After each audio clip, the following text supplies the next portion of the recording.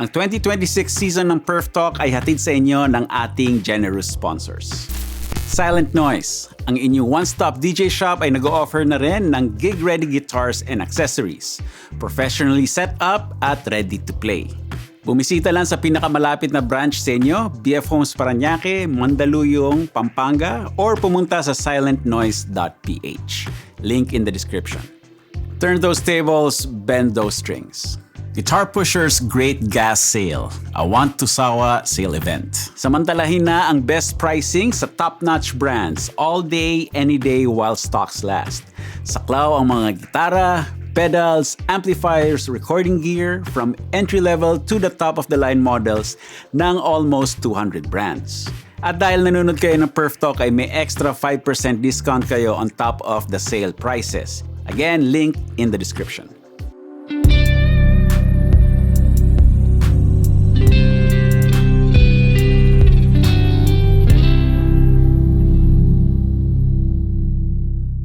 Musta mga Epektos, welcome to Perf Talk. Okay, I am very excited for this episode. I have one of my Filipino guitar heroes with me. Totoo yun. So, ladies and gentlemen, this is Mr. Mon Espia of Labuyo Power Play Band, songwriter, producer, all-around Filipino music renaissance man. Nyor, kumusta? Okay naman. Oh. Natuloy din. Oo. Thank you so much for the time and for gracing us My pleasure. with my your pleasure. presence. Ngayon, Happy for you too, yung nangyayari sa channel mo, sa Instagram, sa IG, YouTube. Wow, thank you. Thank you so much. A long way, man. Oh, thank you. Ang core memories ang experience ko with Senyor Mon because we used to play together back to back yung bands natin sa Hobbit House, pare. Hobbit House. Yeah. So Labuyo and then Triaxis, every week yun for months or umabot pa tayo ng taon nun. Hindi naman yata. Pero several months. Several months. And every time na may gig tayo nun, it was like going to school for me. Kasi, wow. Hindi. Kasi ang dami kong pinulot nun. You were the most feared guitarist before. Hindi. I tried my best to be like a sponge. Kasi bukod sa music school, meron ding real world school. Tapos siya yung aking top professor noon. Nako. Hindi, alala ko noon, merong isang time, break tayong dalawa eh. Tapos tinawag mo ako. Perfect ka rito. Alam mo, pag nagja-jamming tayo. Nako, yun nga. Pag nagja-jamming tayo, kasi sanay ka sa trio na pinupuno mo lahat. Pero pag meron ka ibang kasama, dapat iwasan mo yung pressure na punuin lahat. Kasi meron ding ibang tumutunog. Sinabi mo. Ilang bote na ba ako lang? Ay, nako. Those were the days. Talaga. I mean, at the end of the night, halo-halo na tayo nun di ba? Sila Babareto, sila Senior Bobby mga last set, ang dami na nangyayari. Sino-sino Akit-akit na eh. Akit-akit na. Tapos kung saan na Masaya nun. Hobbit House days. So, isa yun sa pinaka kine-carry kong lessons na pag marami kayo, find your spot. Kailangan makibagay ka sa mga kasama mo. Yan. So thank you so much for that. Nako. From there, ang alam ko lang is my experience with playing with you and yung gigging with the different bands, no. So, I'd like to dig a little deeper. How did you get into this? Paano nagsimula lahat with the guitar and the songwriting and music and all that? First and foremost, I realized I could sing before I could play guitar. Parang 5 years old pa lang, nananalo na ako ng mga contest, mga singing contest. Okay. Yung family kasi namin, ang agwat ko sa mga brothers ko is like 10 years. Okay. So, growing up, ang daming pinapatugtog. Mga Gary Lewis and the Playboy, syempre, Beatles, may Matt Monro, si Airpat, gano'n, mga Mantovani, mga gano'n. So, ang dami kong napupulot. And I realized na I'd hear a song, tapos mamaya-maya nakakanta ko na lang. Talaga? So, parang yun yung realization ko na, oops. Tapos, nung mga 12 years old ako, I tried to learn guitar. May singing group yung kapatid ko. So, pinapanood ko yung mga ginagawa niyang chords. Mamaya, pulutin ko yung gitarang gamit. Tapos, nahanap yun. Self-taught ako sa guitar. Oh, naturally intuition mo to find the stuff. Like where the notes are or... Oo, parang ganun. Yung, tinitingnan ko kasi yung ginagawa ng kapatid ko eh. Okay. Tapos, hindi ko nga alam kung ano yung tawag doon sa chord na yun. Basta nakikita ko lang yung daliri niya eh. Okay. Yun. So, doon ako natuto. Na-remember mo kung ano yung unang guitar? Oh, wow. Binilhan ako ng mga magulang ko sa pinsan ko ng Les Paul type na gitara. Les Paul type? Okay. Les Paul type. Pero we had an acoustic sa bahay, Suzuki, yung brand niya. Oo. So, yun. Yun yung Doon ka nagsimula.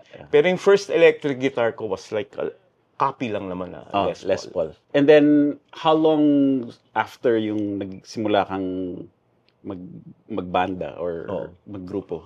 After high school, then mga second year college, nabuo yung Labuyo eh. Okay.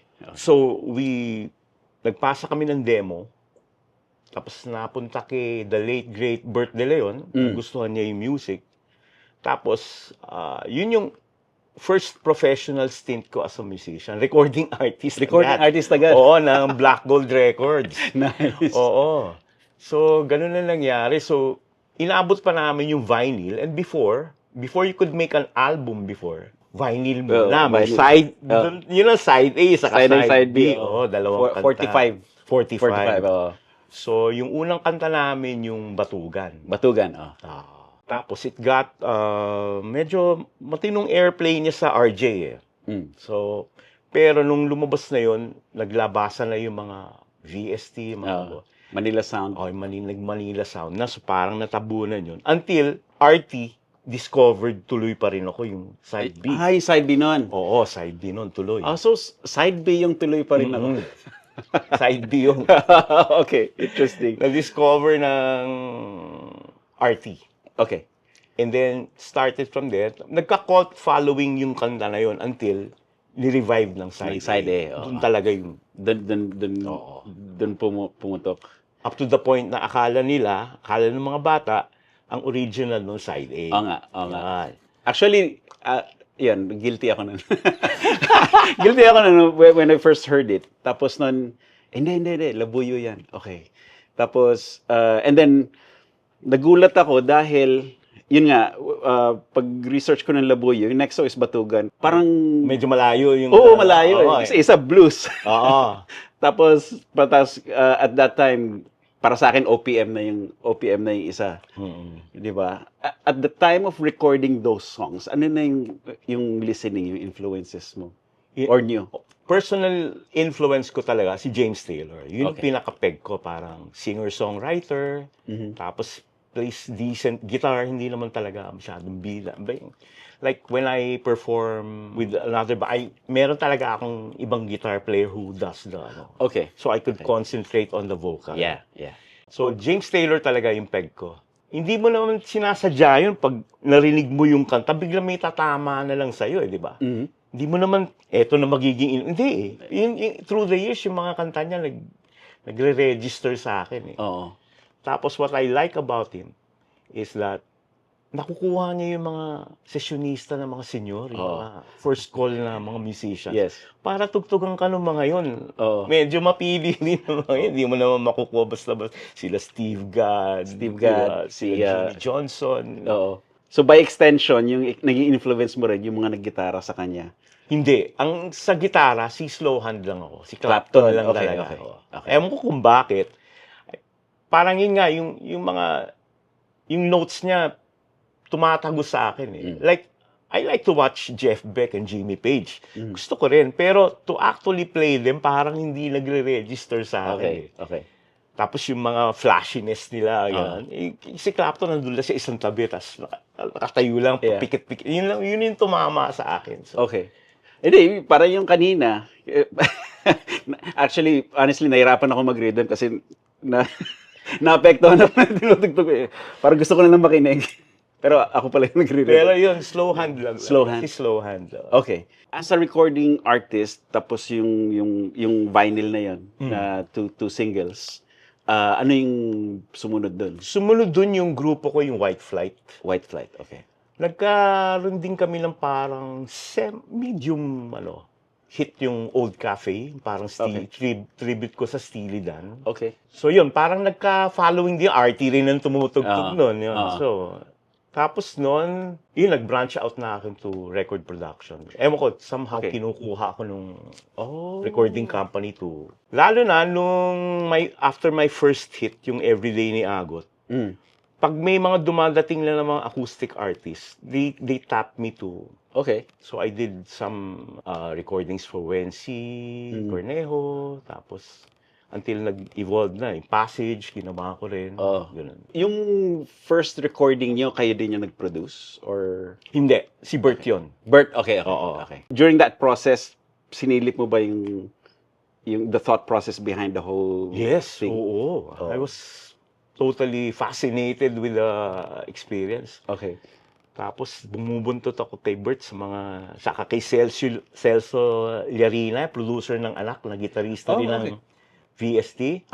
Parang akong tuta niya. Andun nasa studio siya, manunod lang talaga ako. Tapos pag Mon, sige, gitarahan mo yan. Adliban mo. Yan. Ganun.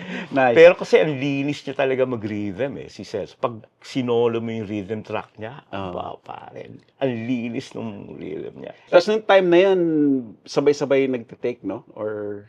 Oo. Sabay-sabay. Style Wrecking Crew. Oo. Pero yung mga vocal namin, hindi, yung vocal individual layered na yun, na. Layered na. Pero yung like main rhythm section. Yung rhythm section, sabay talaga. Kasi ganun din sa LA nun. Or sila Toto, di ba? Sabay-sabay din. Sabay-sabay talaga. Okay. Okay. Ang dami ko natututunan. Tapos yung sa tuloy, ni-request ko lang talaga kay Bert. Sabi ko, Sir, kunin natin si Boy Katindig. Okay. I was so happy nung nandun si Boy Katindig. So siya yung nag-iba nung tuloy, parang dun sa mga synth lines niya. Yeah. Tapos, dala ko yung mga albums ko, pinapirmahan ko lahat sa kanya. Yun. When you're ready for new pedal day, use discount code GCPerf10 at gcrockboard.com to get 10% off your entire order. You can use the code multiple times and there is no expiration date. Enjoy. As a recording artist and then slowly moving into the producer, kasama din yung songwriting role doon, no? Oo. At one time, simultaneous lahat yun. May gig ako na songwriting, tapos meron akong production. Pero not necessarily in the same project yung... Not necessarily. Kasi minsan songwriting ka lang dito and then Okay. Paano ka nagsiswitch ng hats? Pag itong project na to, songwriting ako. So, meron ka bang particular mode na you get into? Para yun yung... Kino-compartmentalize ko eh. Okay. Yung pag kailangan ng production, di talagang a-analyze mo yung music, kung ano mga kailangan ko. Ganun. Kung songwriting naman, well, uupuan ko talaga yun. So, I have to divide everything, pati yung pagkanta ko, yung paggigitara, at one time. Ganun. Kasi parang, like for me personally, if I write the song, nahihirapan ako ipaproduce sa iba. Well, diba? Or pag nagpo-produce ako, tapos may dinala sa akin kanta, and then parang may gusto akong baguhin, pero hindi ko kanta yun. Diba? Kailangan mag-adjust ka rin dun sa... Parang yung pininoduce ko yung first album ng Barbie's Cradle. Okay. So talagang specific yung mga ni Barbie eh. Specific talaga. So i-enhance mo na lang yun without really changing what she... yung vision. Meron bang, is there a place where people can go to see your discography tsaka yung lahat ng tinabaho mo? Sa Google yata, pag ginugol mo, minsan lalabas. Pero sa Spotify, may mga ilan-ilan na rin ako na lumabas na. Parang maganda siguro i-compile lahat Oo nga, oo. Para makita ng mga Yes. tao. Kasi like a lot of times yung mga like producers and songwriters are behind the scenes. 'Di ba? Not necessarily the names are not available to the public unless sobrang sikat. Oo, Diane oo. Warren. Yes. Yung mga ganun, 'di ba? Sa atin sa sirkulo ng musicians, kilalang kilala kasi alam natin kung sino yung nagpo-produce ng this song, who wrote this song, but not necessarily for the public. So maganda may list ng Oo nga, oo nga. Oh. Anyway, pag ginugol niyo 'yon, makikita niyo yung lahat ng body of work ni Mones P, and then hopefully there's a singular place where we can see everything. Yes. Oo. Sige nga, no. That's a good Project. project. Project. Okay, so now all this time, yung tastes mo sa guitar nag-change ba? Or as far as like gear or style of guitar or kasi nagsimula ka sa Les Paul, di ba? Oo, tapos I forgot when I got my first Strato. My first Strat. Yun, dun na. I haven't played any other guitar. Hindi nga ako makapagpatunog ng humbucker. Ganun? Puro single coil na yung talaga? Oo, kasi I played guitar for Galloway for 20 years eh. Yung inahanap ko yung kalansing nung start mga yung mga gano'n, yung tone na yun, yung mga gano'n. Tsaka yun din yung parang I wanna say like default guitar sound ng 80s din, di ba? The LA clean sound. Oo. So Strat na since then. Strat na since then. Pero walang like stock pickups, single coil lahat or Single coil lahat eh. Ngayon lang ako nag-experiment. I have a guitar now. Sinubukan ko naman mag-humbucker sa dulo. So talagang HSS. HSS. Pero maganda yung pang-solo pala yung mga humbuckers. No? Mataba yung tunog, parang gano'n. Yeah. Mas may weight pag nilagay sa harap ng mix. Kasi yung recently ko lang natutunan when I visited the James Tyler Guitars Factory. Kasi sila yun eh. Yung the Billie Jean tone, James Tyler yun. Lahat ng 80s, Dan Huff, Michael Landau, Mike Thompson. Landau, yun. So, para mag-work ang guitar in a recording session without having to, kasi wala namang plug-ins nun eh. Walang noise reduction, walang hum cancelling. Diba? So, kailangan hum cancelling lahat ng pickups. But at the same time, to get the brightness, the sparkle, dun pumapasok yung parallel wiring or yung Demeter preamp. Kaya yung mga kalansin na ganun. But in a recording studio, kailangan walang hum. Oo nga. Kasi pag since sabay-sabay, tapos pag nag-hum yung gitara mo at yung sa break na unfortunate, di ba? Parang yung Hobbit House, puro hum yun. Ikaw sisisihin ng producer, you're costing me money. Oo nga. Para din huli nila yung makapal na tunog, kaya naging HSS yung Strat. Session weapon yung tawag nila. Pero sa mga productions ko, I get another guitar player. Okay. Para iba yung take. Hindi, mas masaya may iba kang kasama. Kukunin ko si Menchu Apostol. Talaga. I wish inabot ng mga batang generation yun eh. Si Menchu, tapos si Rudy Lozano. Yun yung pinaka parang Lili Tinor, Larry Carlton ng Pilipinas eh. Yung dalawang yun. Ay, grabe. Na-encounter ko lang si Menchu once. Yung usually, dati merong mga jam si RJ sa stores niya, di ba? Sa galeria, gano'n, may mga, or basta guitar events, dinadayo ko yun, tapos makikita ko yung mga iba-ibang Menchu mula Joe Pass hanggang kay Beck. Meron, kumuha niya eh. Ganun. Talaga? Oo.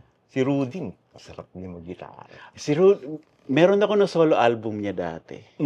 Yung may hawak siyang Strat na nakaganon. Pero hindi ko na mahanap.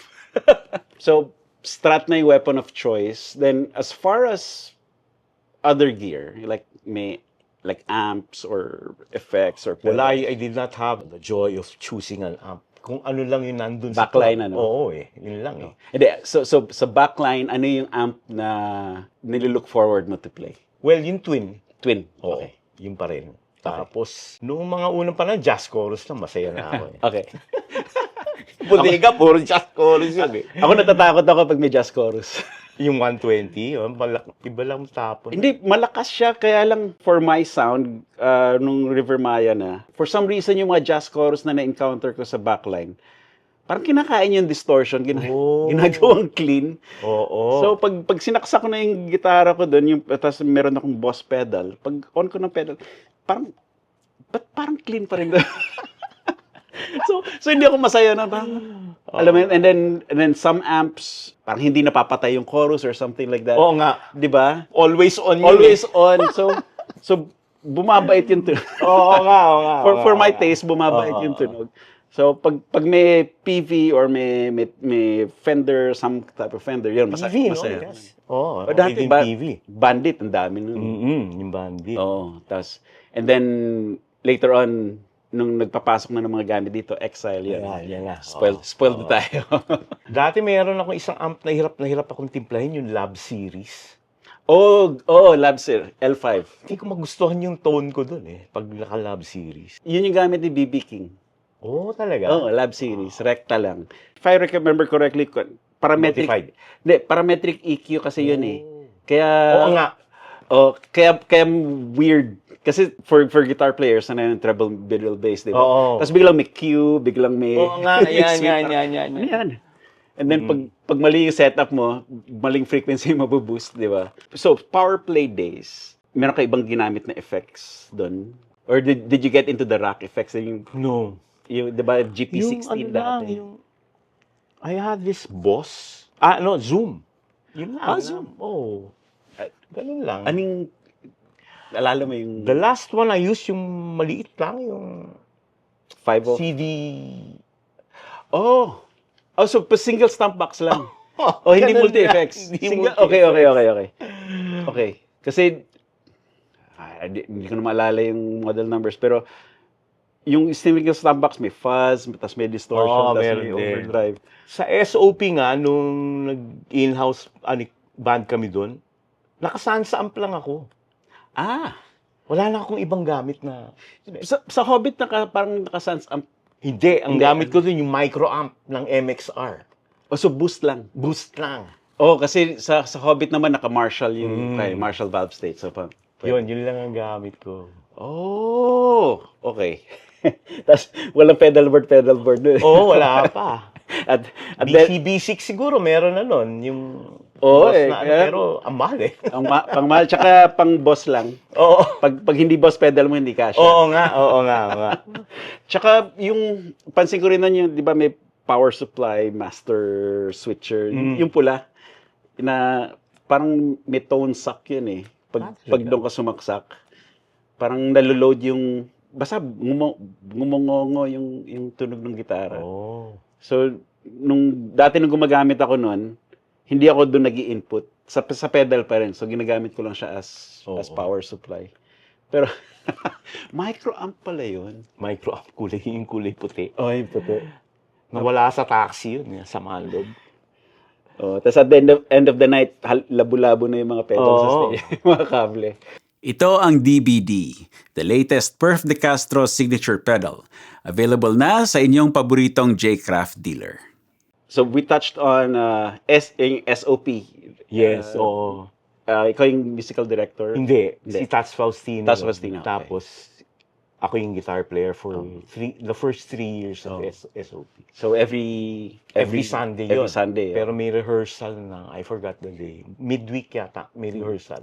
So yun naman. Okay, so this is interesting for people trying to get into the session field. Pag nandun sa band na yun, what do you feel is yung pinaka least requirements for a guitar player to get into that scene?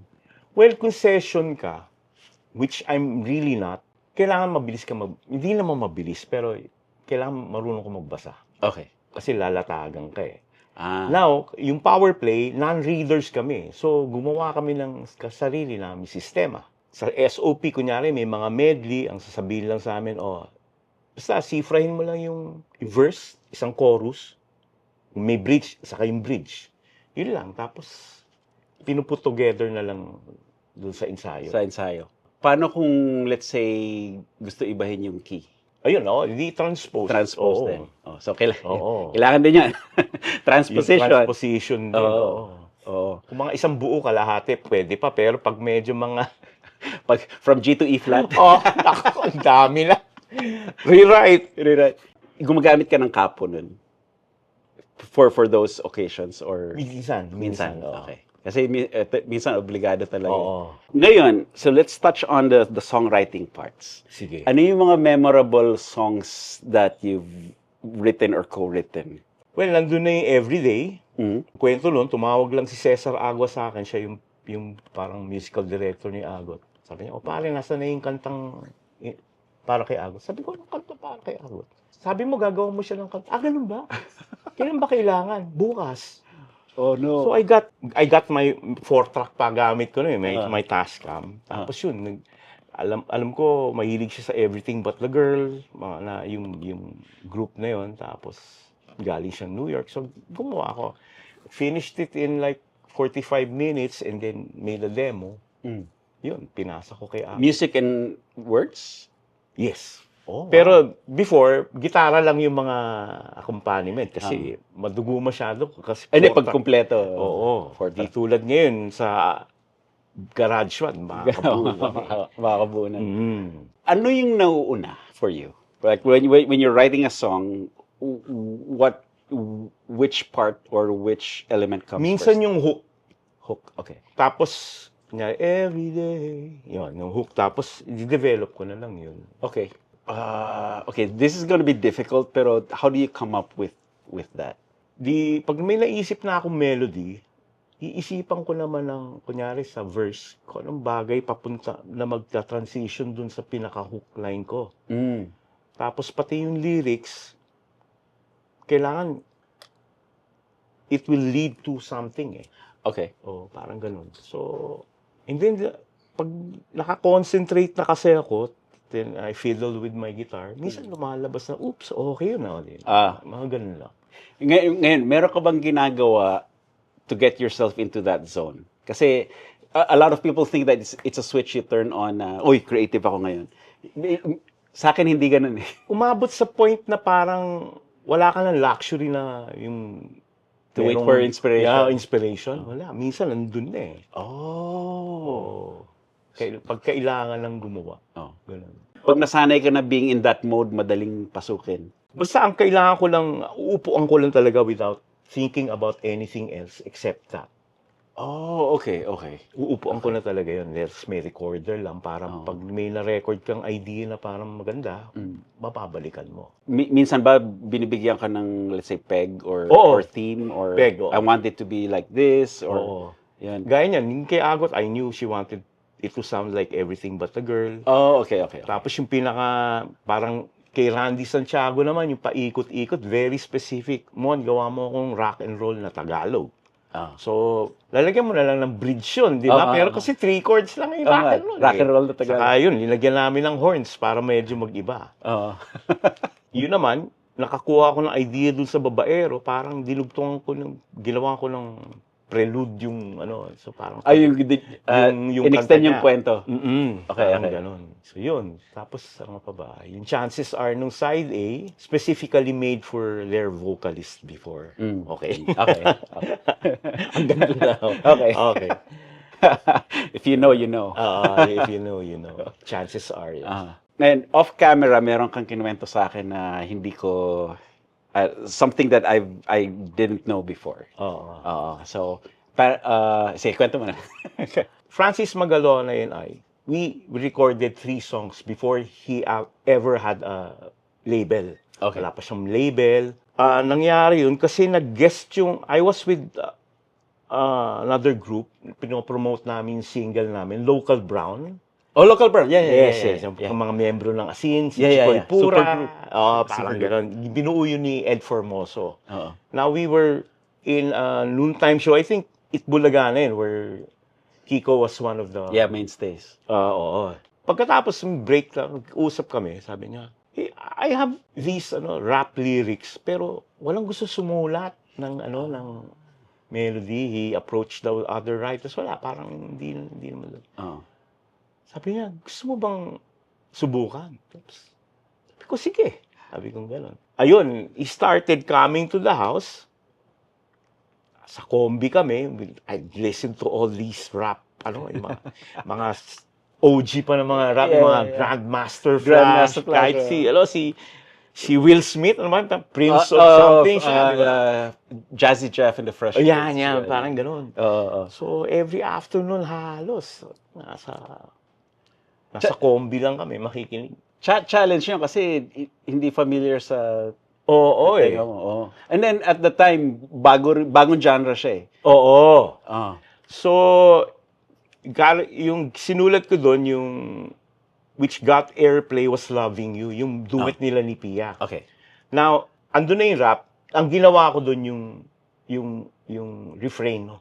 Yung Loving parang you, hook. baby, it's the right thing to do. Yun, akin na yun. So, yun, yung music, okay naman kay Kiko, pero yung mga third song, plus every song have to have a solo. Ang nangyari naman after nun, puro may solo naman yung... Pero una, naninibago siya. Kailangan ba may mga solo? Sabi.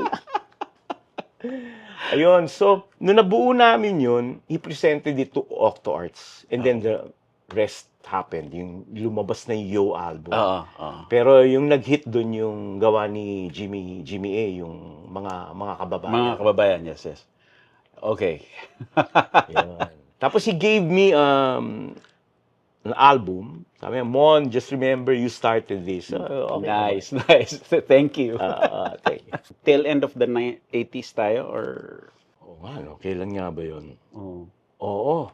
Or early 90s. Early 90s na, no? Yung stint natin. Ayan, oo. Yung stint natin sa Hobbit House. Kasi parang sa Hobbit, this was mid-90s. Prior to that, hindi ka pumapwesto, di ba? Parang you don't really play club gigs. Parang yun yung understanding ko dati. Meron akong isang banda kasi, yung pangalan namin, Perlas ng Silangan. So, nagsishakies kami. Nag-hobbit din kami. Pero, mostly, ang daming shakies outlets nun. So, dun pa lang, ang dami na. May shakies Banao, may shakies staff. Yeah. So, dun yung mga pwestuhan dati, saka yung bodega sa QC, yung malaki. Tapos, nung 81, nakakuha kami ng contract sa Hyatt Singapore. Okay. So, from folk rock na mga Crosby, Stills, biglang standards yung tinutugtog dun. Jazz standards? Oo. Oh. Sa akin na napunta yung vocals. So, Okay. doon ako natuto mag-standard. So, research ng mga Mel Torme, mga ganun. Doon naman ako natutong kumanta ng standard. Okay. Pero as far as jazz guitar, ibang level yun. Hindi ko... Kinikiliti ko lang yan. Oo. Pero I'm by no means na well-versed sa language. Oo. Singapore, so bumiyahe ka din. Oo. First and only lang. Hindi ko pinili yung buhay na gano'n. Biyahe, medyo mahirap eh. Mahirap. But leading back to yung sa Hobbit House, kasi for a while you were very busy with power play. Ang gusto ko itanong is, paano bumalik uli yung Labuyo? Yan. Kasi si Coco, nakakasabay namin siya dati, pero folk singer siya. Oo. And then one night, parang, may kasamang banda. Oo. We got an offer nung 1998. Si Nonoy Tan ng Wadab. He was producing for a record company. Naisip niyang gawan ng album yung Labuyo. Yan. So, we released an album in 1998 under BMG. Full length na to. Full length. Alala ko yan. Nagpalitan kami ni Coco ng album nun eh. Yun. Okay, so, ngayon, yung pinroduce mo for Gary, remind me, yung all-instrumental versions ng mga kanta niya. Multi-genre, multi-artist. Eh, syempre, kailangan ng rock guitar, ikaw kinuha ko. Kasabay mo nun si Mike Shapiro, the late, great Mike Shapiro.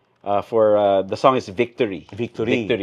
Nasa Spotify pa rin yun, actually. Oo, nandun yun. Tapos, alam mo, for the longest time, it was credited to me, not Gary. Ay, talaga? Yung Victory. Perf de Castro. Oy, mali yan. Oo. I didn't know about that. I think I told Kiana, or nung nagkita kami sa Wish Bus. So, baka naayos na nila. But that was, interesting yung recording nun eh. Oo. Kasi, Mainly ka doon na gustong-gusto ko eh. Hindi ko lang okay. Hindi, kasi, kasi nung binigay sa akin yung demo, it's all horns. Kasi it's like an Olympic theme. Oo. Yun yung balak niya, Olympic yun theme. talaga yung peg nung kanta na yun. Okay. So, nung narinig ko yun, okay, so I can do whatever I want.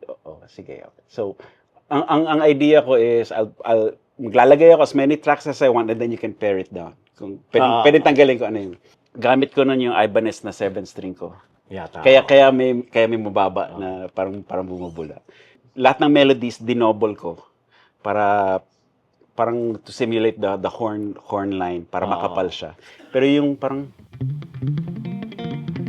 parang gano'n. Ganda nun. Nilagyan ko ng ostinato sa baba kasi parang ganda yung time nun. na yun yung puro bagsak, 'di ba? Bam bam bam bam. Pero I felt sa original arrangement, parang butas yung ilalim kasi puro hits. Pero ayoko naman ng arpeggio na mataas. So kinuha ko sa baba. Ganda nun effect na yan. Tapos meron pa akong kwento doon. Sa photoshoot. Yun lang yung photoshoot ko na nag-topless ako. Ewan ko bakit. Para doon sa Victory? Oh. Talaga? Wala na kasi kami doon Sa Genesis Entertainment na yun ko nun eh. So for some reason, yung photographer, mahilig siyang magpa-topless. So ako tsaka si Tony Maigi. Si Tony. Kami dalawa yung sabay. So okay, shirt off. So parang ako, tapos ginano ko yung gitara ko. And then kinuna ng picture. Tapos tumawag sa akin, who was the head of Genesis at the time? Si Mike Camille? Mike Camille. Tumawag sa akin. Perf, sorry. We chose the topless photo. Okay, so wag niyo na hanapin yun. Hindi, artistic naman. But, yun yung... Saan lumabas yun sa album? Sa album. Sa credits. Talaga. Isa sa mga, it was a black and white photo, hawak ko yung gitara na gano'n, tapos para nakayuko ako.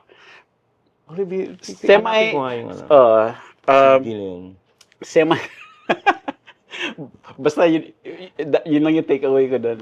Nung nakita ko, I agreed na rin. Parang, okay na yan. Oo. Kaya lang yun nga eh. Nakakatawa yung, sorry. Challenging din yung project na yun kasi... The Mike Shapiro thing was a surprise. Kasi nung paglabas ng album, naging live drums. Yeah. Kasi he was on tour kay Julia Fordham yata. Tapos sinatak lang siya isang araw. Then... Basta ako nag-invite sa kanya noon tapos pinaalam ko sa Genesis. Okay. Ayun. Nice. Kung yun, Galing. digital amp gamit ko dun. Line 6 po. Amp. Saan mo ba ni-record yun? Some studio in Quezon City. Tapos yung Pro Tools nila merong Line 6 pod farm or amp farm. Tapos pinili ko na lang yung tunog. And then nandun din ako nung session na yun. Ano nga bang studio yun? Hindi ko na maalala. Top third, fourth floor din. One of those places. Tapos nagmamadali na tayo kasi may yung kasunod naghihintay. Sandali, isang take na lang. Hanggang sa natapos din. That is one project I'm really proud of. Pakinggan nyo yun sa Spotify. Pakinggan yan. Beyond Words, Gary V. Gary V, yun. Hanapin nyo yung Victory. Si person na gitara ron. Yeah. Kasi besides that, kinuha ko na si Cesar sa si Noel. Cesar Agua sa okay. Si Noel naka-nylon, si Cesar naka... Yes. Naalala ko yan. Acoustic sila. Oo. Bago pa yung nylon ni Noel nun eh. Si... Din yung dalawang yun eh. Armando Diretso yung gumawa. When you're ready for new pedal day, use discount code GCPerf10 at gcrockboard.com to get 10% off your entire order. You can use the code multiple times and there is no expiration date. Enjoy. Since then, ano na yung mga from till now? Yung ano na yung mga projects na pinagkakalaan? Ngayon, syempre, changing of the guard na, kumonti na. Okay. Especially, yung pag mga banda, they want to produce it on their own. So, mga pinakahuli ko yata, mga passage na... Pero nanalo kaming awit nun, best dance. Nice. Ayun, back to gigging na naman. Back to gigging. Oo, Mm. clubs na naman. Mm. Now, meron akong dance band, meron akong pop, konting smooth jazz, tapos... And then still writing songs for Oo. people. Yeah. This year, I have 3 releases. Okay. One for Joey G. Mhm. Nominated yata siya for an awit. Yung Never ni Joey G. Nice. Tapos I did one for Paolo Santos, Dahan-Dahan. And the last one was for Rodel Gonzalez of Side A. Rodel, oh. May solo project. New Dawn naman yun. I saw the posts about that. Yung umuwi siya sandali, di ba? Oo. Oo, tapos Yun, nag-record. squeeze in niya lahat ng mga... Parang iyak. Oo, kasi pag uwi, hectic talaga. Oo, eh. I wanna do everything, but then Oo, it's just, it's physically impossible. Oo. Pero I'm really happy that we have this time. Ngayong uwi na to kasi I've been really wanting to do this. Oo. Okay, now balik tayo sa gitara. I'm gonna steal more stuff from you. Naku. No, hindi. So at this point, humihingi ako ng pet lick. What is the Mon SP ultimate guitar lick? So in context, yung pet lick is something that you always play pero not necessarily think about. Kumbaga, pag hawak mo ng gitara, yun yung una lumalabas. Ewan ko. Pero yung mga ba...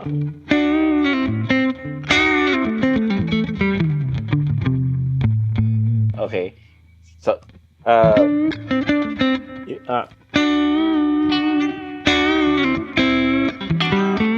yung mga ganun, mga double, no?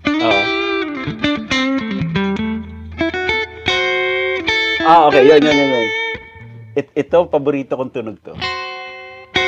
Yeah. Kasi parang maasim na, yung kagatlabe.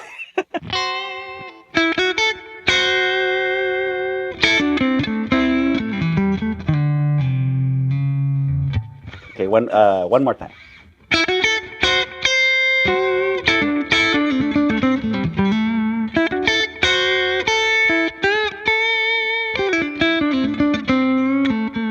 Nice. If you're asked to do a melodic solo, how do you start looking for it? Natutunan ko kay Rudy yun eh. Parang, huwag ka masyado magmadali sa una. Simplihan mo muna. Yeah. Kunyari. Yeah.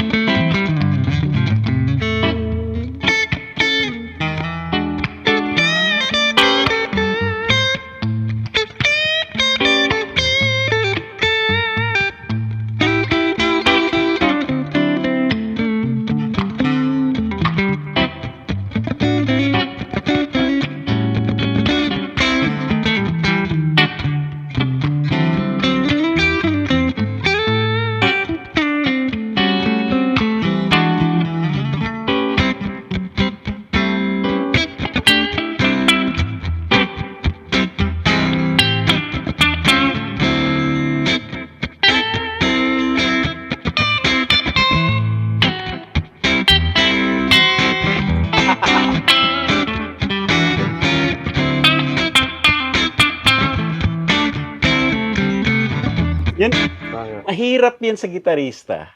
Yung... Tapos wala kayo susunod. Kasi usually,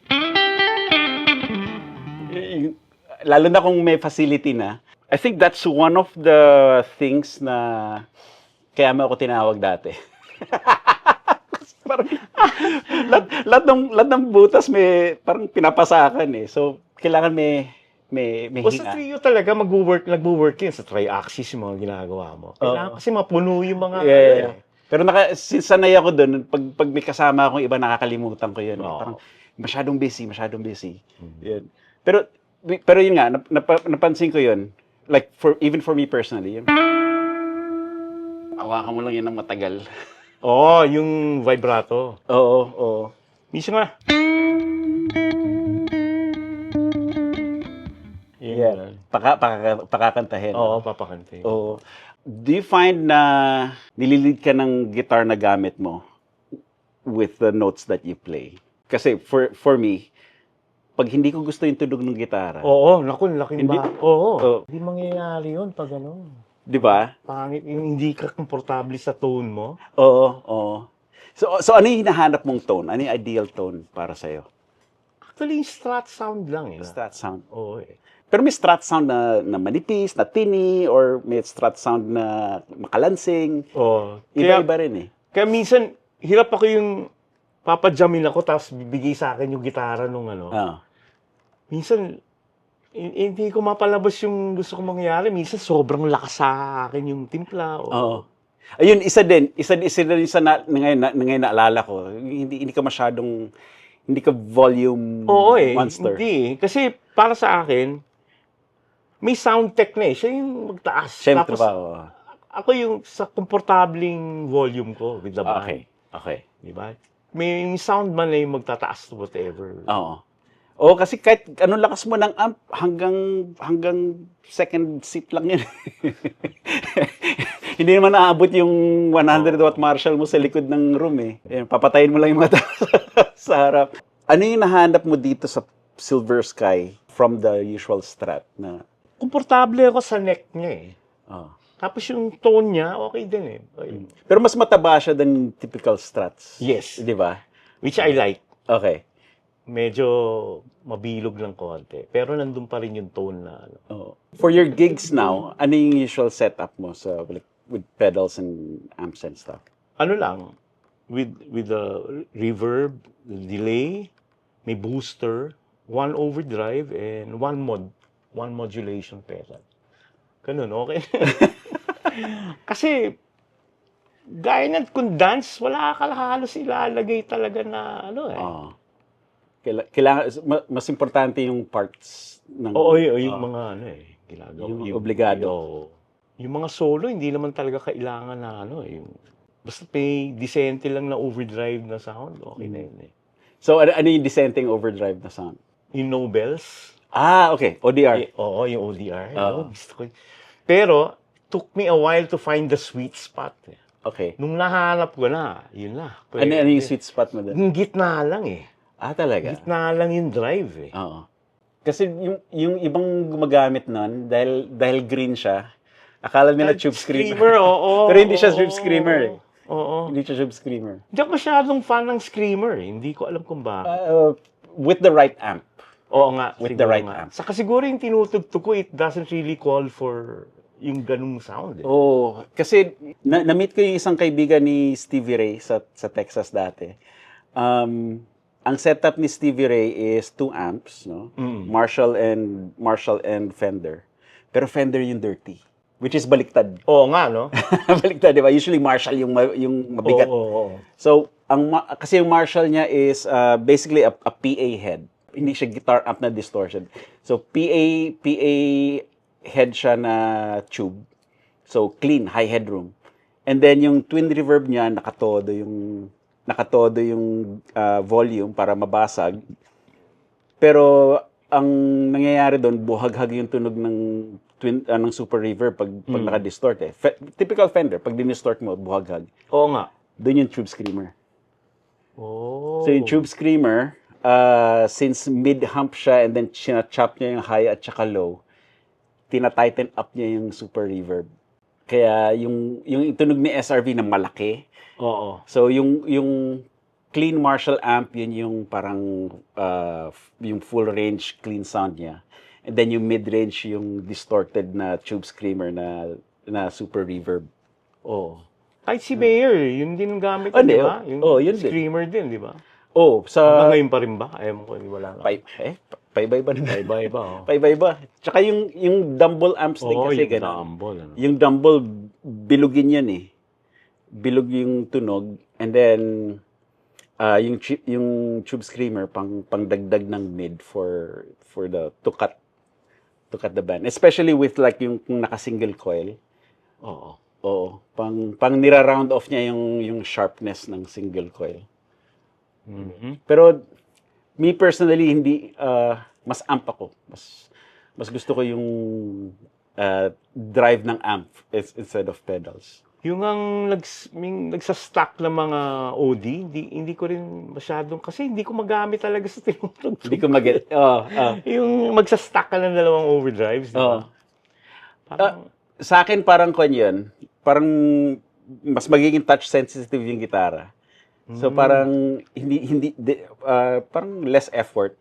Kaya yung mga nag-i-stack yung super shredder na halos parang hindi gumagalaw yung daliri, di ba? Tayo binabraso natin to eh. Ito ang DBD, the latest Perf de Castro signature pedal. Available na sa inyong paboritong J-Craft dealer. Do you have anything that you want to push or promote? now, not really. Not really. Oo. Pero where can people find you if they want to like catch a gig or something? Yung mga personal gigs ko na bihira lang mangyari yun eh. Yung kami nila Romel, nila Jano. Yan, si Jano, paborito ko yun eh. Oo. Ay, magkikita kami. Bihira mangyari na kasi, well, kasama ko sila ngayon sa worship band. Diyan sa UCM, a few blocks UCM, away from here. So, mga once in 2 months, kami yung worship team. Ayun. Pero yung mga puro halos trabaho yung mga pantrabaho. Hindi, ito na lang. Anong venues yung pinifrequent mo for your own gigs? Para maabangan nila yung... Minsan sa Red Rhino. Red Rhino, Oo, okay. doon. Red Rhino. 19 East din? Minsan? 19 East din. Okay. Kasi may banda rin kami ni Wawi. Minsan, pag tinotoyo siya, mabubuo kami. Okay. Nakakapanood ka naman ng mga new yung mga guitarists, bago. mga magagaling, no? Oo. And all the up and coming guitar players and Oo. artists. What's the best piece of advice that you can impart to them? Yung mga bata. The new generation. Yeah. Siguro, go outside of your comfort zone and listen to other styles. Okay. Like, yun yung lesson ko sa dance eh. Kasi parang, nung una kong tinutugtog yun, parang, it's not me, hindi ako to eh. Same with sa rap din. Oo, Yung di ba? bago, Parang- di ba? Pero, if you keep an open mind and find beauty in dun sa dance, ganda pala nung rhythm nito, kunyari, di ba? Downstrokes or mga ganun. But you can find something beautiful in what you do eh. Yeah. Tas it adds onto your vocabulary. Yes. Yun lang naman yun eh. Dagdag sa bala mo yun eh. Yeah. Kasi you never know kailan mo kailangan hugutin. Oo. Hindi mo, kunyari, patugtugin ka ng mga Billie Jean type. Billie Jean. Di ba? Yung mga ginawa ni sila Lukather, yung mga Lukather, ginawa niya, yung chicken pick lang niya dun sa I keep forgetting. Oo. Yeah.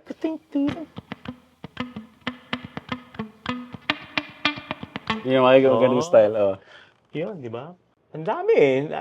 Pang dagdag sa vocabulary Yeah. lang. Not necessarily na mag-change ka ng genre. Hindi naman, oh. Pulot-pulot lang. Pulot-pulot lang. Oo. O kaya kung may jazz lick ka na narinig, pwede to. Oo. I-incorporate mo rin sa mga ano mo, di ba? Parang pagkain. Oo, ibang putahe naman. Di ba? Oo. Kasi Minsan, magagamit mo eh. try lang. Try lang. Oo. You don't have to like everything. Oo. My point is, imbis na isara mo yung utak mo na, I will never play this, Yeah. keep an open mind. Yeah. Kasi you might find beauty in, Yeah. di ba? Yeah. No, that's great. In dance, ganun. Patugtugin ka ng tango, meron ding magandang mapupulot dun eh. Ang dami. Oo. Ang dami. Nung nag-classical ako. Oo. I I wish you'd do more of those eh, yung classical mo. Oh. Eventually. Oo. Oo. Kasi, basta, keep an open mind and ganun learn lang. everything. Oo. That's great. Okay. Absorb parang sponge, di ba? Sponge. Be a sponge. Yeah. Exactly. Yeah. Nyor, thank you. My pleasure. Thank you Nako. so much. Kinakabahan ako dito. Sabi ko, ano kaya ang mga gagawin ko dito. ako excited ako dahil parang reconnecting to Tsaka basta every time I hear you play, it just grabs me. Ako. Kahit sabihin mo na vocalist ka. Oo. Andun yun I love the way you sing. Pero pag nag-interplay na yung gitara tsaka yung boses, doon ako, yan. Yun yung memory ko ng time natin. Basta yung ginagawa ko, parang yun it's my mind Yeah. directing everything already. And for me, that's the goal. Oo. Hindi not the other way around. Oo. So, okay, I will put some of Monespia's links in the video description. We'd like to thank Spaceport for hosting us. Yes. For nice this, place. Yeah, this season of Perf Talk. Tapos, links to Spaceport will also be down there. And then, some of the gear that we're using here, if you want to check them out, basta, puntahan nyo yung video description, nandun lahat. Or, tapos kung meron kaming na-miss, itanong nyo sa comments. So, yeah. Maraming ways to interact. Okay, ngayon, ito yung gusto ko ngayon. Jump tayo. I prepared a backing track. Actually, para siyang, it's my attempt at smooth jazz nylon. Pero hindi. Pero hindi naman ako jazzer So, Kanta na lang ako.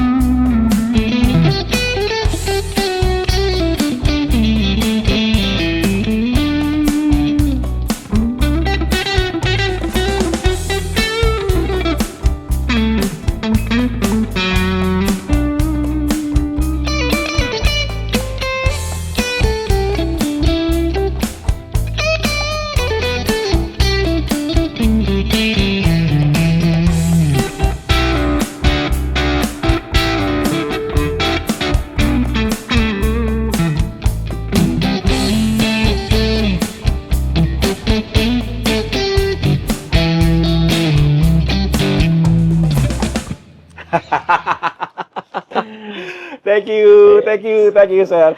Ay, nako. Alright, do all the good things, like, share, subscribe. See you guys again soon.